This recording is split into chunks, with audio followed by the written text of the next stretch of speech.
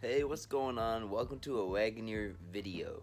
In today's video, I want to talk a little bit about a hose that I installed on my 1986 Jeep Grand Wagoneer. In case you're new to the channel, this is my 86 Grand Wagoneer.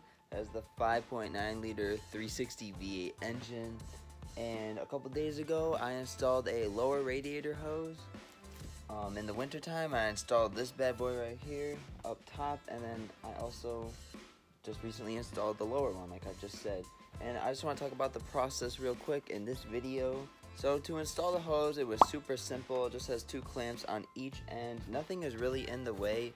Just like all old cars you get, or most of them, you have a lot of room to stick your hand down there and work around. It's pretty interesting. When I first grabbed the hose to wiggle it off, I felt something inside of it, and it was like a plasticky feeling through the rubber. It was really weird.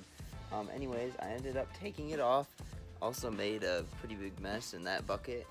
Really nasty stuff. Anyways, and what I found inside the hose was a spring.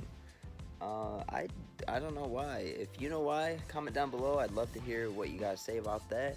I feel like it's for like structural purpose, so then the hose doesn't flex or bend throughout time. I don't know, but it was pretty interesting to see that. The hose, it's on, and it was super simple.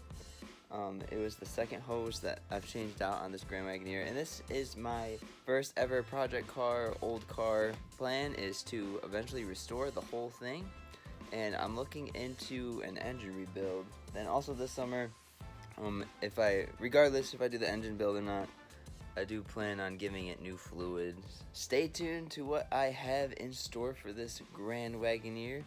Thank you so much for watching. If you enjoyed it, give it a like and consider subscribing. Thanks for taking time out of your day to watch. We'll see you in the next one.